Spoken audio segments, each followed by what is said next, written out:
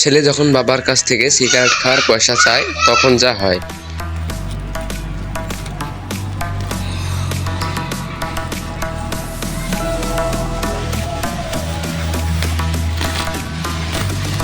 বা দিয়েছে বাবা 5 টাকা দাও। দিচ্ছি সুপ্রিম খাবো এর বদল এই যে 3 টাকা দিয়ে 8 টাকা দিয়ে ভালোই হয় এখন। দিচ্ছি খেয়ে। 哎呦我的妈！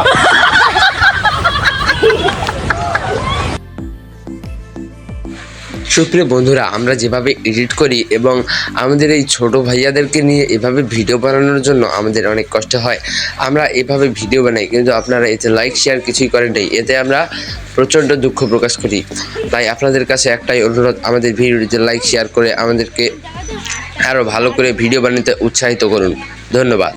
আর আপনারা কোন কোন বিষয়ে ভিডিও দেখতে চান তা কমেন্টে বলে যান।